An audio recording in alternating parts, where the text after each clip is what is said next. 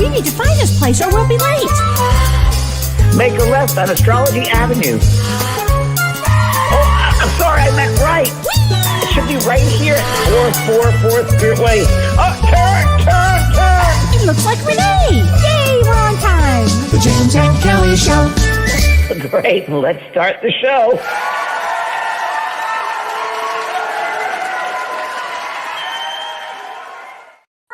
Hi, Kellee. How are you? Hi, James. I'm really well. How are you doing I'm tonight? very well. Just, writing things. And Taking typing notes? things and Typing? Good. yeah. You had a fun weekend?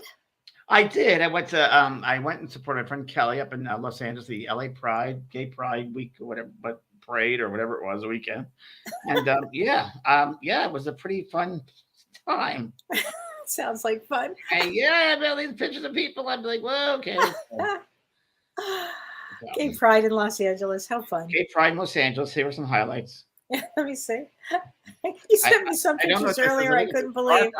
What is shark that? on top of a shark on Oh, okay. Supposedly he was a celebrity. I don't know. There's a little dog that was celebrating. Oh, that's cute. I felt sorry for all the dogs, so I sat down with all the dogs. I felt very sorry. Good. But then he picked the dog up and was playing with the dog, so it was good. Well, oh my God. That's fun. It was fun. And look at this. This is a guy on a float with his dog. So I like that. Let me see. Oh, I like that. Oh, I love that. He's holding him up. Cool? Very cool. And here are our lovely police. The police. Let's see. The police are in. Yeah, the police were in. Oh, there they are. Okay. Police, they were just. And that's a Sunset, or is that no? It's Santa Monica. That was Santa Monica Boulevard, and it was pretty interesting. So yeah. Like that. Yeah, it was not like it was 40 years ago. There was a guy. I told you this, I think, but I'll mention to everybody else. One of the highlights of not only sharing with my friend Kellee. Hey, Kellee. Kellee D, not Kellee White. Kellee D. And RJ, my friends up there, was actually I was walking down the street and I went up to this man who looked like he was a policeman or a fireman or something like that. And I just said to him, just because, that's my personality, wow, some spectacle or some circus this is, because there's so many people and so many things going on. I was like, well, and about my age, the guy goes, James. I said, yes. He goes, James, we work together. I said, huh? He goes, I'm Mike Morrell. I said, what? Mike Morrell. We worked at NBC Universe Receiving and Shipping Department back in 1984.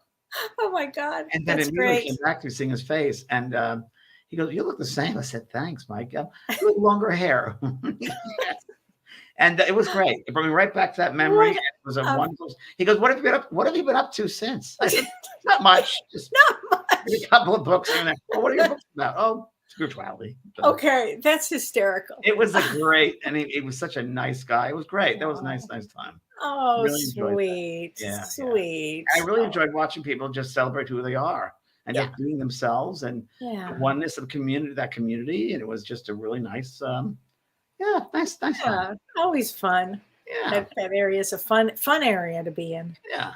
It's very changed, Kellee. You'll be surprised. Yeah, you were telling me this afternoon. I was discussing that with Don, how much it had changed. Yes. Yeah. Go there. Yes. My Hello, gosh. Joe, Sandra Lunch. Hello, and Benny. Hi, Dee Dee from Chicago. Nancy Powers Connolly. Hi, Angel Aguilar. Kellee, I always wonder what you get. You see it first or I see it first. It's so funny. I know. Sometimes you do, sometimes I do. know, Hi, right? Ellie. Hi, Wanda. Everybody's coming on. Hello. Hi, Renee Hansel. Hi, Vicki Nason. Hi, Constant. Hi, Sarah. See Renee yet? Okay, here we go. Hi, Lori Counts. Are you getting excited for the cruise, Kellee? Oh, I'm so excited about the cruise. I've actually started shopping for the cruise. Have you? Yes, I have. I'm putting my playlist together for the cruise. Good. Meaning, and there's going to be an exercise, and then I call it an immersion. And there's going to be that what's the megahertz? Is it 495 or the love megahertz? Yeah. Yeah. So a lot of the songs are there, and a lot of them are immersive and divine something. So it'll be very interesting. Oh, this is going to be so great. I've been telling everybody that I know that's going. I tell them that they will have a deep experience. It's going to be so fun, and they're going to learn so much, and it's life-changing. They're going to be happy to get off the ship at the ports because they can rest. Yeah, that's true. That's true. And then, let's talk about that. Once you get into the ports, I mean, that's a whole adventure in and of itself. It's true. It's a whole adventure, and the stories are there, and the people from all different ships. And some days I've been there where there are 3 or 4 ships in port, and you meet people, and it's fun though. It's easy. It's an easy cruise. It's a fun cruise. A little rainy sometimes, but great food and great food. Oh, we get to see the glaciers, which are extraordinary. Well, they've all gone forever. We get to see those. Yeah. Yeah. How are we doing astrology-wise today? Well, it's an interesting month. And what I've been saying about this month is the first part of the month is easier than the second part. Second part, half of the month is a little challenging. But right now, I feel that we're in a really interesting place because Uranus, which is the planet of surprise and it's new age thinking and it's mindfulness, and it conjuncts Mercury, which means it's next to Mercury in Vedic astrology. It's in Aries, and Uranus gives us this new lens, and it gives us a higher way to think it. And if we're talking about forgiveness, it gives us a lens for forgiveness in the next 2 to 3 days. It elevates the way we think. It's a higher mind, and it's with Mercury. So Mercury, communications, the way you think also. And Mercury this month, James, is really going to be taking us for an interesting ride because Mercury currently is in Aries. Then on June 7th, it goes into Taurus. And at the end of the month, it goes into Gemini. So the fastest moving planet moves and moves and moves. So this is a period of time that is a good time if you're going to start something. Like, don't be afraid to start something new because this is a great time to start something new. Maybe take a new class, think about forgiveness, learning the way, adjust your thinking. This is a great time for that. And it's spiritual. Like, for instance, doing spiritual because the Uranus, writing something spiritually would be perfect timing for that. Yes, absolutely. As I'm looking at your book. Yes. It's time for redoing or editing your book around. Yes. Which I really appreciate, everybody. I know. I'm enjoying it. I know things about Kellee I've never known before. And soon everybody will know. Especially when I'm writing it. Yeah. I'm rewriting it. Rewriting it. There you go. Yeah. Oh my God, James. But and also, this is a period of great time to review finances. So is it really? Yeah, it's a great time because especially when on the 7th of June, Mercury transits into Taurus, and Taurus is about finances. So this is a really good time. Will Jupiter be in Taurus? No, Jupiter will not be in Taurus. Jupiter and Rahu are both in Aries right now in Vedic astrology. So Mercury, though, will transit into Taurus. That's good. And that's a really good thing for finances. So it's going to be an amazing time. And then from the 17th on, have you been working on that, on finances? I certainly have been. Yeah. And it'll be finished in like 2 weeks. Perfect time. Just in time for Saturn to go retrograde. Great. So when Saturn goes retrograde on the 17th of June, and Saturn retrograde stays until November, James. So this is going to give us all time to revisit our life on a deep level. And again, let's look at the lens. Like today, we're going to be talking about the lens of forgiveness. Well, when we get into Saturn, it's really important because Saturn brings up all kinds of issues, karmic issues for people. So if you can look at any of these of your lives, any of your life, and look at what you can do to help yourself, like if you with work or with health, or it brings out, when Saturn goes retrograde, it brings out a discipline, and also it brings us like a determination and a drive to reorganize our life. So I think from the June 17th on, almost for the rest of the year, life will be a little more serious. So maybe right now is a good time to write your goals down. Great time for that. Great time for that, especially with work, health, emotional feelings about maybe what has kept you back or held you back. Yeah, be very specific too. Be very specific with goals. Very specific what you want. Yeah. The universe says is yes. God says no. I mean, God says yes. We say no. Us humans say no. Well, we limit ourselves all the time. Ego. Yeah, the ego world. Yeah. So it's a perfect time to be talking about our topic tonight. Yes, Kellee, why don't you begin? Well, let's talk about that. I mean, there's a great quote here from White Eagle, and I love White Eagle. I just cannot get enough of White Eagle. I just got 10 quiet minds in the mail today. You did? Are you giving them away, or to whoever needs them? When I meet somebody. I have yours that you gave There you me, go. and I use It's this the every Bible. day. It's the It's the Bible. Bible. I love it. I mean, if we talk about what is forgiveness, I mean, essentially, forgiveness is essentially letting go of something, letting go of anger or resentment or whatever you feel towards someone who has wronged you. And according to the Quiet Mind from White Eagle, they say that, have you ever thought what forgiveness means? It's you, your own self, your own personality needs your forgiveness. Your spirit is divine, but until you have overcome, your personality remains human and needs the forgiveness of your spirit.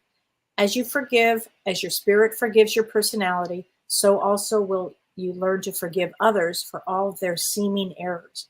If you will train yourself to think in terms of love and forgiveness every moment of your life, a beautiful healing will take place in you. Yeah. And I just love that. I think that's so right on with healing. Yeah, and I've been using a lot of White Eagle, but also Jack Kornfield, and of course Eckhart Yeah. Tolle talks about it. And I wrote a couple of things down too, which I think are really, really important. And it opened up the whole discussion because as I'm reading Kelly's book, it puts me in that space. And what you're saying there, they're saying there, and it's all coming together really, really nicely. And he talks a lot, and I use a lot of Eckhart's things and insights about power of now.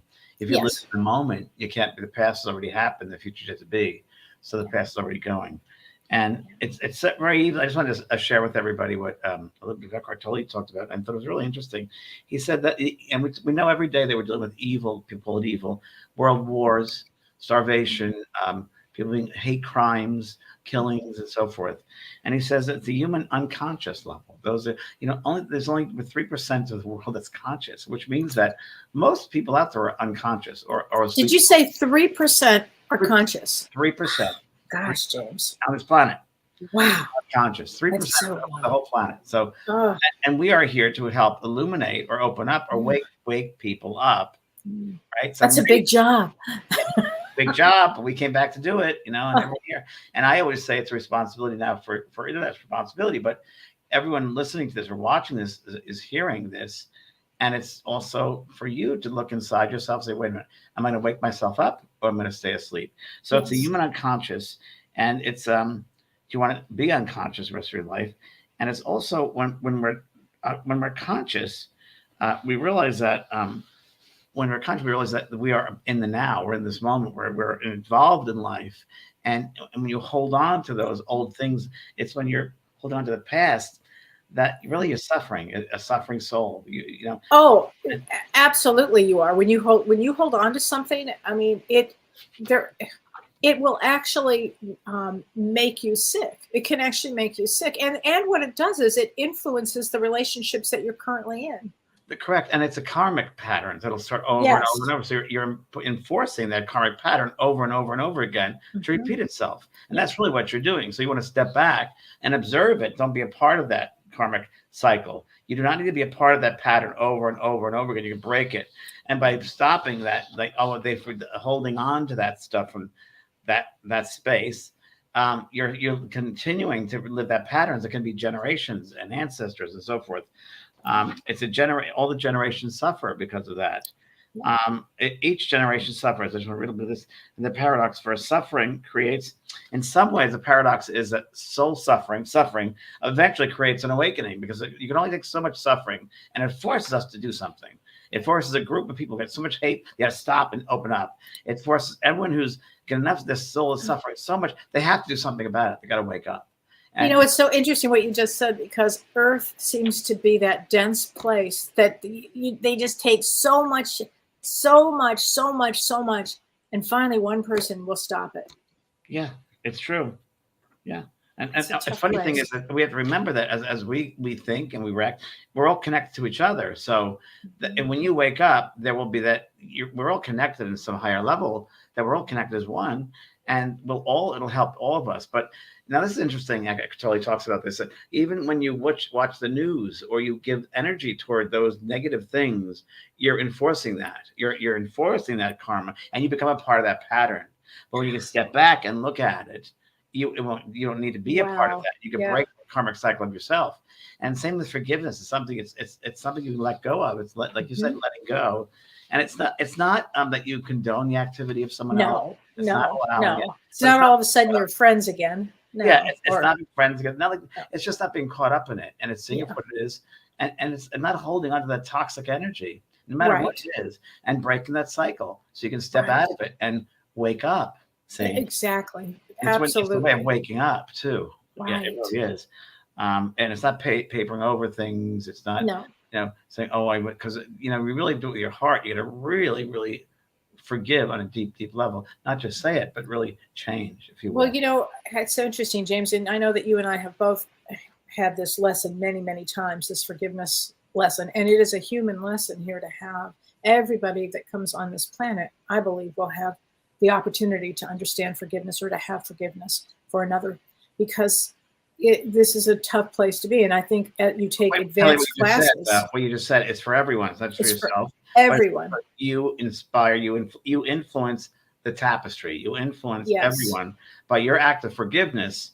You're showing that possibility is there, and you put that energy out there. It's very true. Yes, yes. And the lens that I use when I've had some really abusive situations in my life, the lens that I use is, and it's taken me a long time to get there. It's not like this was an overnight, I forgive, I mean, it wasn't about You've that had a at lot all. of life experiences, Kelly. A lot of life You know, experiences. I'm shocked that you're where you're at. Thank you. I appreciate that, Amazing. right? Yeah. Thank you. Well, you too.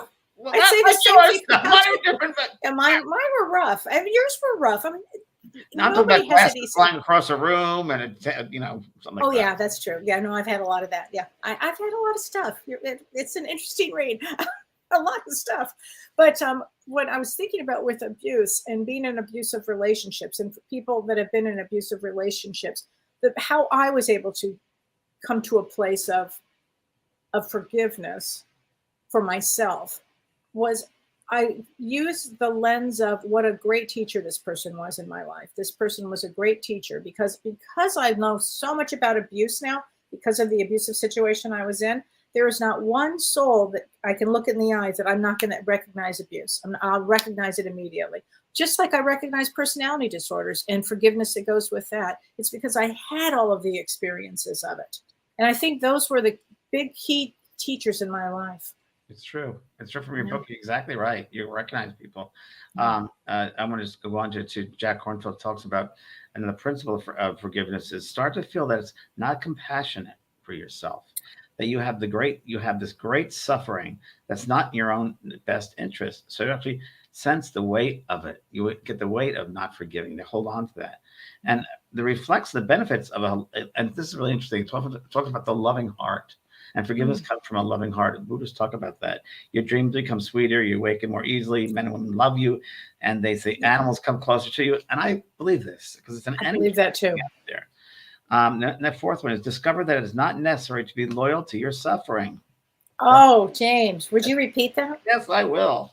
For everyone. Mm-hmm. Discover that it is not necessary to be loyal to your suffering.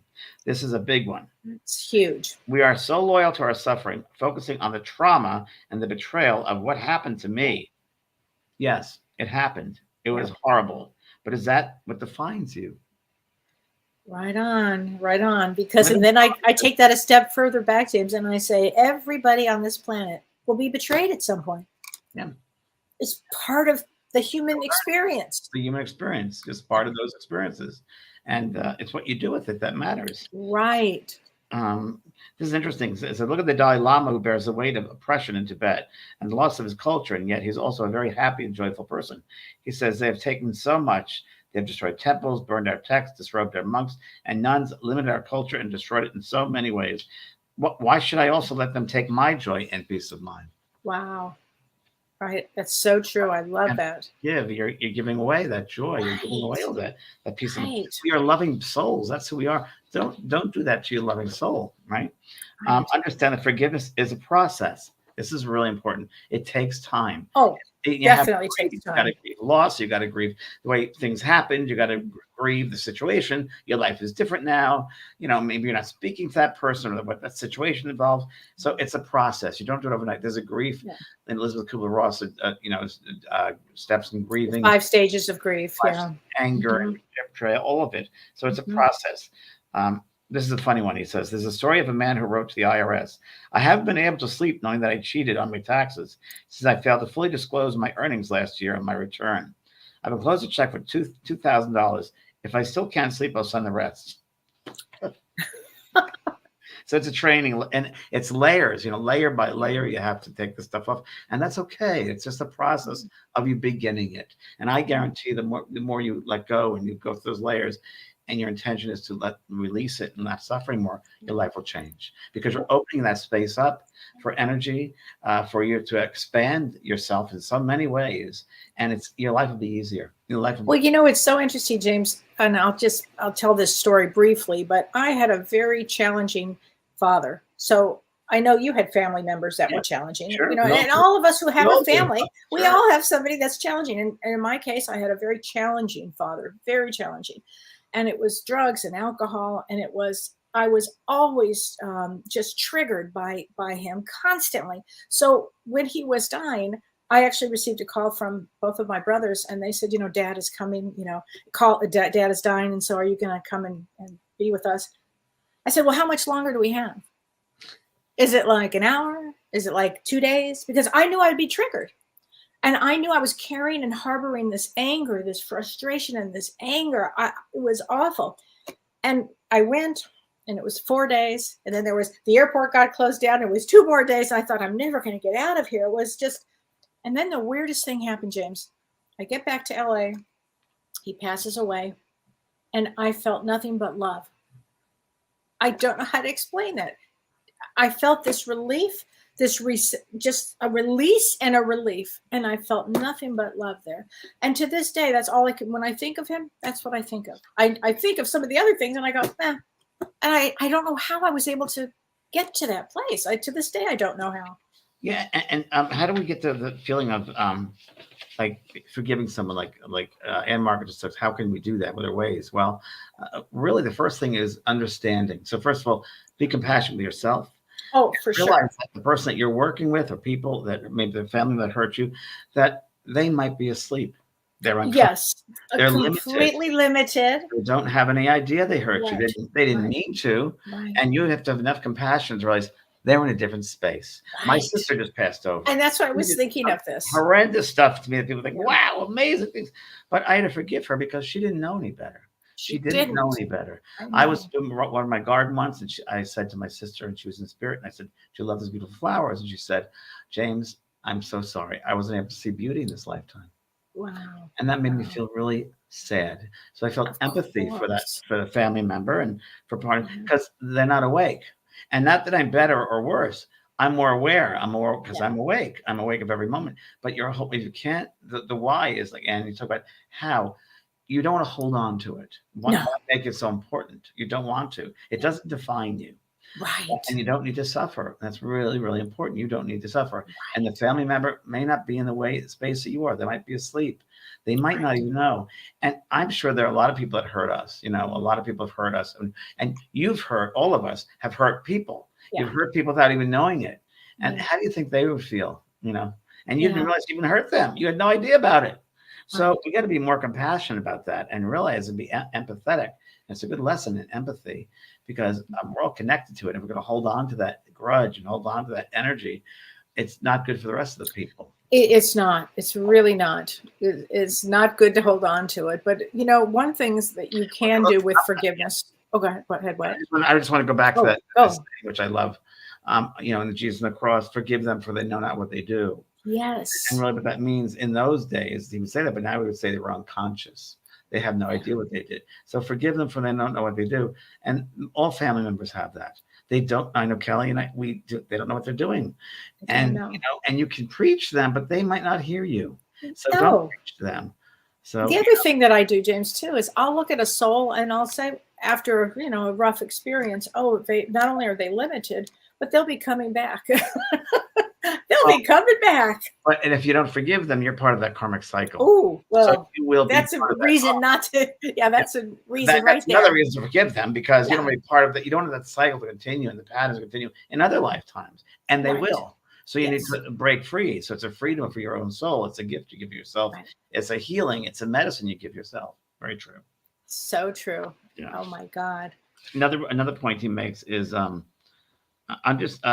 set your intention. There's a whole complex and profound teaching Buddhist psychology with the power of both short-term and long-term intention.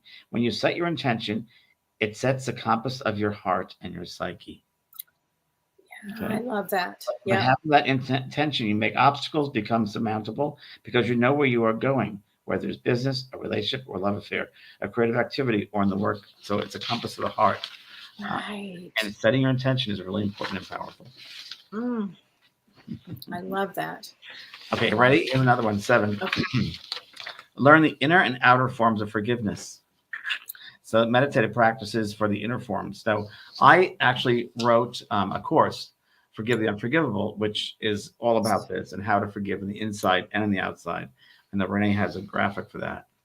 Yeah, that's my school page. James, that's such a great class. Great class. It's an easy class, but it opens you up. It reminds you. It opens you up to all the possibilities and why forgiveness is so very important. It'll change your life. Forgiveness will change your life. It made me more empathetic for people. Always. I understand. And I don't feel sorry, but I get that it was so interesting. I was doing my dishes one day and I heard a voice say about neighbor here and neighbors. And I said, well, what's going on with these people? And they said, they don't have any life skills, James. These people are living without life skills. And I felt bad, but that's certain people. Right. We're all here together, mishmash of all different people. No one's better than anybody else or worse than anybody. We got to do it together. So do the best you can. Right. But if anybody is having trouble with forgiveness, this class is incredible for that, to help you with that. Forgiveness includes all the dimensions of our life. Forgiveness is work of the body. It's work of the emotions. It's work for the mind. Right? And it's interpersonal work done through our relationships. So it affects every single area of our lives. So you might have one person you forgive or a situation, but it'll affect every other area of your life. That's also because the energy is being freed up. Oh, yeah. All around. Oh, yeah. I remember Kellee, Mavis Patilla, good friend Mavis Patilla in England. She would say, I remember we worked once at Omega Institute in New York, and she was doing a reading for this man, a soul reading. And she got to his heart and she said, oh, I see you've been stained in a past life, in a past relationship. Your heart was stained. And I love that. I love that. I remember that she said that. I was there. Yeah, it was amazing. Heart was stained. And it's that not being able to forgive. And that person didn't forgive your heart was stained. Your heart was stained. So it remains. There's an imprint to stay. That's why it's very important for all of us to She was so wise. She was so much wisdom, that one. Forgiveness involves a shift of identity in us. It's the undying capacity for love and freedom that is untouched by what happens to you. Let me read. This is a really important one. Okay. Forgiveness involves a shift of identity. There is in all of us an undying capacity for love and freedom. It's part of our soul. And that is untouched by what happens to you. So you're not what happened to you. It didn't happen to you. You're not that. You're bigger than that. Your love is greater than that. Just a very small incident of your greatness. So why do we pay so much attention to that tiny little incident when we're so much greater than that? We are much greater than that. To come back to this true nature. When we forgive, we come back to the true nature of our being. That true nature of love and expression. And then one more thing, Kellee, the last point that makes this. Forgiveness involves perspective. We are in this drama in life that is much bigger than our little stories. When we can open the perspective, we see it not just your hurt, but the hurt of humanity, just like we talked about. Everyone who loves is hurt in some way. Everyone who enters a marketplace gets betrayed. There you go, Kellee. The loss is not just your pain, it's the pain of being alive. Then you feel connected to everyone in this vastness. Yes. I love that. Yeah. It's so true. And, as we also know, nothing goes unseen. So in the times of being abused and some horrible things that happen, if you think they miss it on the other side, they didn't. There will be life reviews that will cover all of this. And that's another way to maybe open the door to understanding or forgiveness or compassion or empathy. Well, when I worked with Dr. Brian Weiss, it's past life regression, I remember some wonderful things he taught. And one of the things he mentioned quite a bit was in that past life regression, was that we all, and I heard this from Spirit, as you have, we all go through a life review. And Yes. what a life review is when you are on the other side and you really live the life you just had from an objective point of view. You're watching it. You're the judge and jury. There is no God that goes, you there. You judge yourself and you see all the tests that you passed, the lessons that you passed, and the ones you did not. And it's very interesting. But one thing he told me, which always stuck into my head, and I always use this example where saying you go to a store and you're in a bad mood and you yell at let's say a clerk who gets really upset and yells at a coworker. And the coworker gets upset and goes home to the family and yells at a family member, and somebody else yells, and it goes, and that energy continues on. When you go and have your life review, it won't be the grandiose events that happen in your life. It'll be those little ones, like when you yelled at the clerk. You'll feel it from his or her point of view 10 times, 20 times, 30 times stronger than when you gave it out. You'll feel what you created. And then you'll feel how that passed on to the other person, and how the rippling effect that energy had, that positive and negative, and how it was amplified, and how it continued out and rippled all through the experiences. So wow. Isn't that something? That's a wake-up call. Right. Everybody, Yeah. I think it is a wake-up call. You don't want to relive those negative things. No, you do not. Down here, imagine when you're in eternity where there's no time. You go on, and it's in your head forever and ever and ever and ever until you forgive yourself. Easier to forgive yourself here than over there. Yeah, right on. Absolutely. Clean up your act before you leave here, please. Oh, please.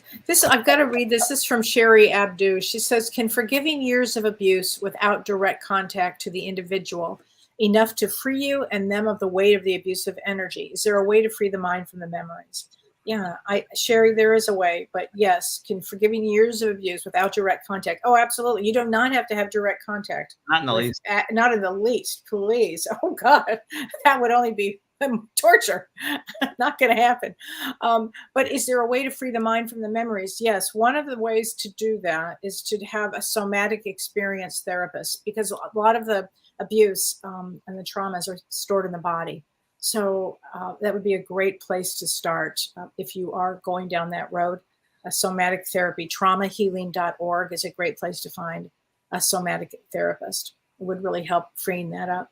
Yeah, because that trauma stays in the body, and you have to free that up. And and you get, again, in perspective, you change perspective, and that you're not the abuse. You're not, that doesn't define who you are. Right. You're much bigger than that. That's an experience that happened, but don't let it define who you are, because it shouldn't. And you shouldn't hold on to it, because that's not your stuff. That's someone else's. You might be the subject of that, but guess what? It's not going to define you. But I agree with Kellee. You have to open up on the physical, mental, spiritual, emotional levels and heal them. But don't hold on to that. But don't hold on to it. Take some action here. This is a great time to take to action on forgiveness. What an opportunity. For healing. Absolutely. And first, awareness. First step of healing is awareness. Being aware of it. Right. And not judging it, my friend. No. Aware, not judge. Judge is fear-based. Right. Awareness is healing. So this is from Mary Snyder. She said, I'm learning to forgive, but I can't forget. I understand, Mary. I'm not saying, you're going to forget everything. She said, I cannot get hurt again. Is this wrong? No, I understand that. You don't want to get hurt again. I get that. You don't want to get hurt again. But again, I got it. When you forgive, you're going to be heartfelt about it. But you're smarter. So the soul learns in different ways. You learned a lot. You learned a lot. Maybe in a relationship like that again, you'll be aware of the warning signs, but don't hold on to it. The red flags. The red flag says the staining, the imprint. The more energy you give to it, the more you're living it. So don't give it that much energy, because you want to be aware of it. And next time I always say this when a soul learns, as Kellee writes in her book, there's no going back. Once you've seen something, you can't go back. You can't go back. You can't go back. Yeah. So, like we know that as we're growing up as children, the red light means stop, green means go. Nowadays, I don't know what it is, but red and green. So once you've learned that, you can't unlearn things. You can't unlearn things. Right. Yeah. So Kyle Hodges just bought your course on forgiving. Great, Kyle. I think you're going to love it. It's a good course. I'd love to hear your feedback on that. Yeah. There was a lot of what we're talking about here, and then some exercises and so forth. Yeah. Oh my gosh. Wow, James. And there's so many benefits to forgiving. There's so many benefits to this. And we were just talking about, you can have healthier relationships. It can improve your mental health. Your You'll feel mental less health, your anxious, physical health, anxiety and stress and pressure down. hostility. Energetically opens up the space for more things to happen in your life, more exciting, more spontaneity, more Lifts up depression. lifts depression. Because often if you don't even, or may not even be aware that you've got a low level vibration because you've been hurt or abused or something and you just can't let it go. But what's the point of holding on to it?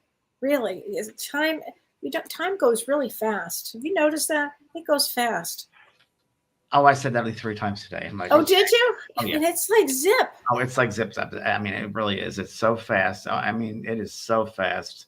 Right. And I find that being around a lot of people now, and maybe because of the pandemic, and also some are retired, haven't been out a lot. But well, and you were just when I was talk about out and amongst. I was out. Oh, and then this weekend was like, wow.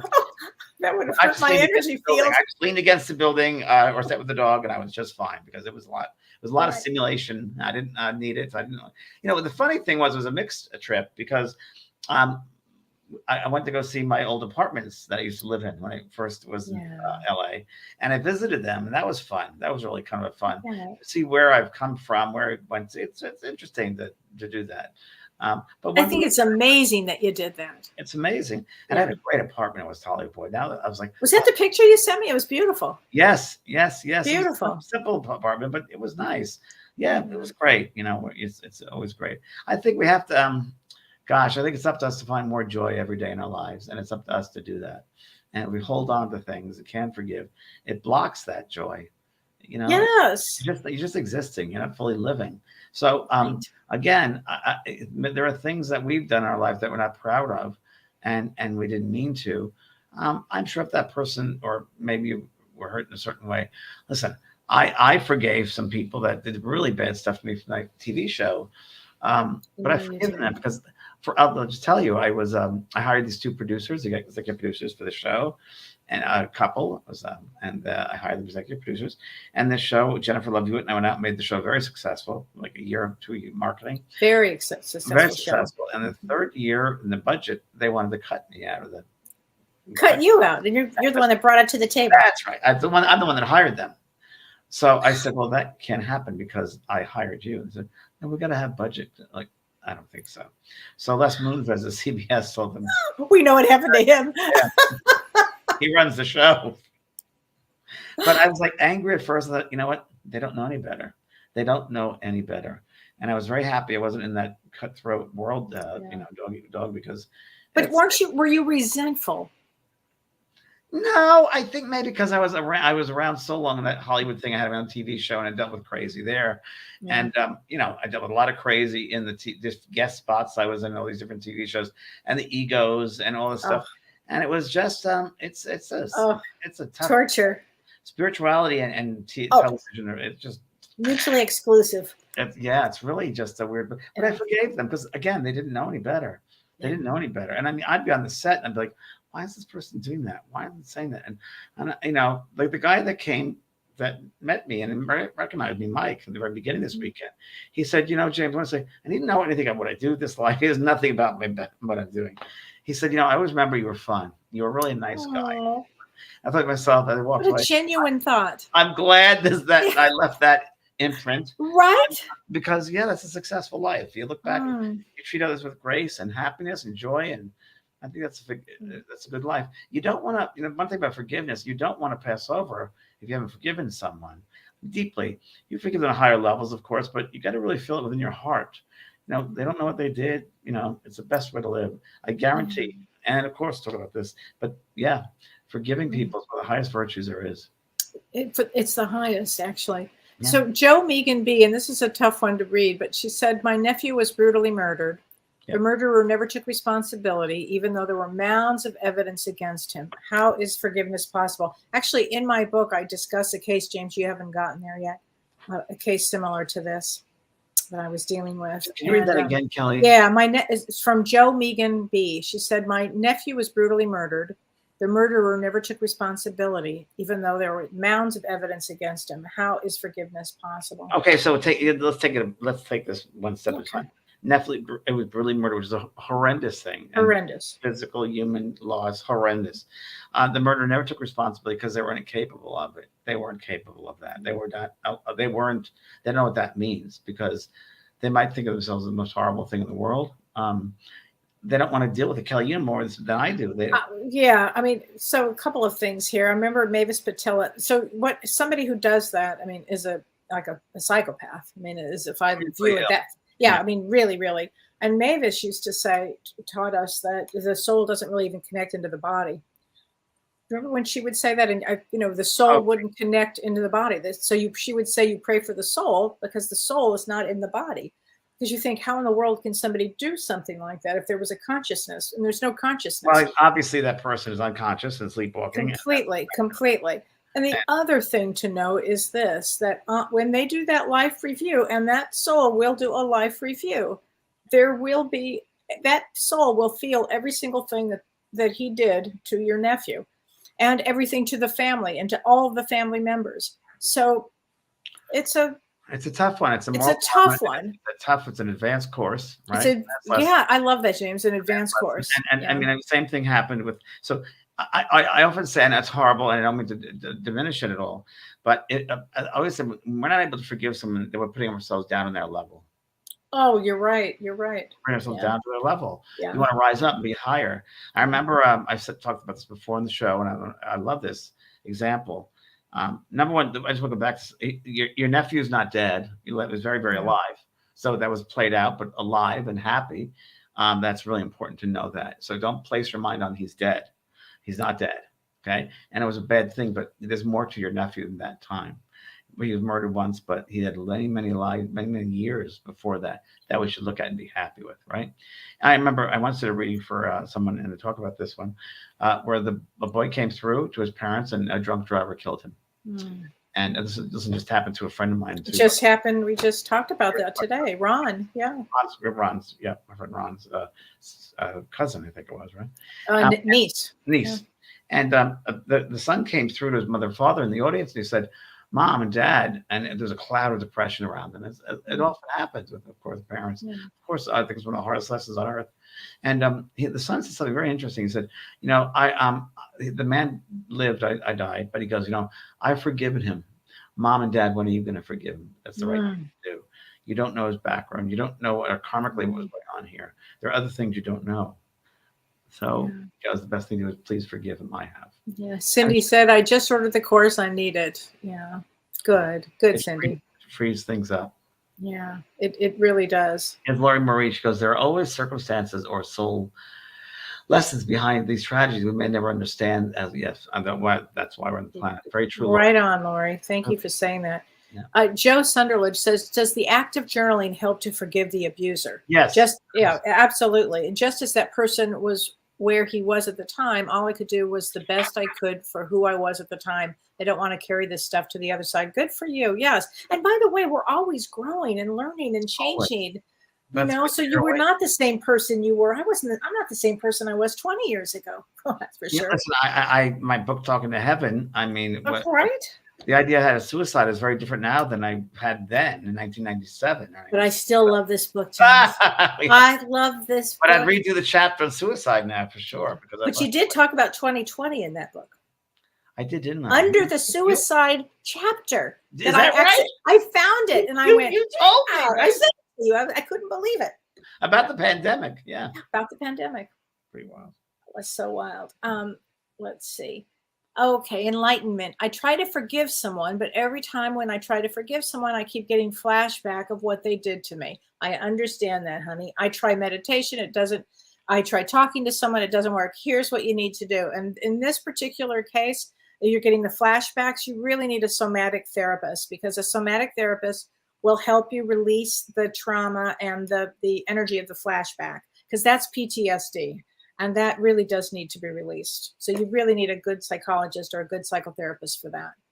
Okay. I was just looking at that, Renee. Thank you. Catherine, you ordered the course on Monday, but can't find access to it. Yes, go to support@vanprog.com, that's right on the school page there. There's support at the bottom. And we look at those tickets every day. Every single day, we look at those and go through. They're called support tickets.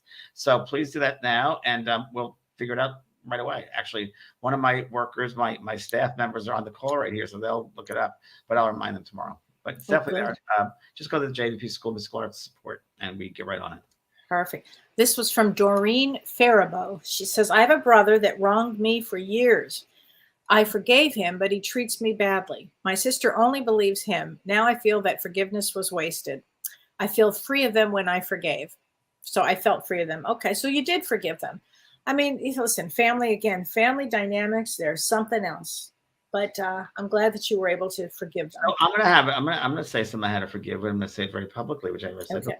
When Doreen Virtue, we both know, yeah, there's a story there. Yep. When she decided that she was going to be a Christian and let go of all the New Age and all those oracle cards, and the millions of people that were hurt by that, that really destroyed me. I just literally, I remember. I know, literally. I was there. That was pretty radical. She knew every part of it. It really was hard for me to forgive her, and I wrote her a letter, and it was a good letter. As you know, it wasn't bad, but it was pointed things out. It was down to earth and real and grounded, but I felt I really had a hard time forgiving her for all the hurt of people. Millions of people are hurt by her cards. All of her, she has wisdom, I must say. She was very smart in the cards, and she had good insight to things. Mm-hmm. But I also think there was I had to forgive her because she, again, didn't know any better. I think there was some mental breakdown there, and I really do, because you're not going to become a Christian then hate everyone.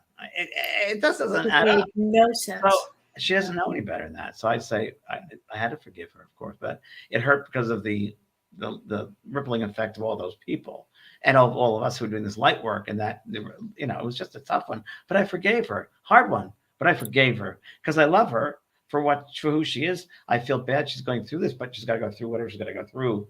But that was a tough one. But I forgave her. That was a real hard, but I did.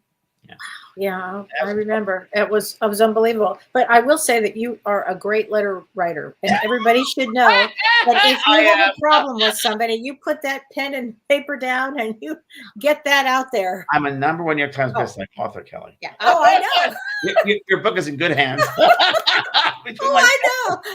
Me and Linda, we'll get it there. Yeah. Yay! Thanks, Linda. Oh my God, it's so funny. Okay, let's see. It's sad. Doing it's sad. Yes. Oh, it really is. Bundaberg, Australia. Hi, Leslie Chambers from Bundaberg, Australia. I'm not sure where that is, but wow. Yeah, EMDR, Tracy Harbin, you're absolutely right. That releases the trauma of flashbacks too. Yeah, EMDR is really good too. That and somatic experience is really good. So these are all trauma releases for PTSD. Okay. And they all work really well. And there's something here from Julie Cole. My daughter just had her house sage. Does saging make any difference, or just incense? She thinks she's getting rid of bad juju. Well, I think the intention behind anything, if the intention is of love and positivity, that's what you're putting in there. So if lighting sage, and great traditions use sage. I love sage clear out of space energetically. Yep. But it's also the thought behind it. I do we talk about the sweeping motion of every corner of the room and going down to the front door and swishing it that way. But I think high music of a high vibration. I think putting ourselves into a space of relaxation, which I'm going to do in a couple of minutes because I'm going to do a meditation first. Oh, that's right. Right. So I think that works. It does work. Yeah, we should probably do the forgiveness meditation, Kelly. I think so. I think it's a great idea. So, but this is a meditation, and Jack Kornfeld, again, an associate of mine, friend of mine, colleague, I should say, wrote this. And I'd like to share this with you because it's really a good one. So wherever you are, just close your eyes. And I'm going to read this to you. So closing your eyes, forgiveness meditation. So let yourself sit comfortably, allowing your eyes to close and your breath to be natural and easy. Let your body and mind relax. Breathing gently. The in and the out. The ebb and the flow. And breathing now gently into the area of your heart, let yourself feel all the barriers you have erected and the emotions you have carried because you have not forgiven. Just become aware of them. Become mindful. All the barriers. You've not forgiven yourself, not forgiven others. Let yourself feel the pain of keeping your heart closed. Then, breathing softly, begin asking and extending forgiveness, reciting the following words, letting the images and feelings that come over and come up and grow deeper as you repeat them. I love you. I forgive you. I love you. I forgive you. I love you. I forgive you. There are many ways that I have hurt and harmed others, have betrayed or abandoned them, caused them suffering, knowingly or unknowingly, out of pain, fear, anger, and confusion. Let yourself remember and visualize the ways you have hurt others. See and feel the pain you've caused out of your own fear and confusion. Feel your own sorrow and regret. Sense that finally you can release that burden and ask for forgiveness. Picture each memory that still burdens your heart. And then to each person in your mind, repeat, I ask for your forgiveness. I ask for your forgiveness. There are many ways that I have hurt and harmed myself. I have betrayed or abandoned myself many times through thought, word, or deed, knowingly or unknowingly. Feel your own precious body and life. Let yourself see the ways you have hurt or harmed yourself. Picture them. Remember them. Feel the sorrow you have carried from this one and sense that you can release these burdens. Extend forgiveness for each of them, one by one, and repeat to yourself, for the ways I have hurt myself through action or inaction, out of fear, pain, and confusion, I now extend a full and heartfelt forgiveness. I forgive myself. I forgive myself. I forgive myself.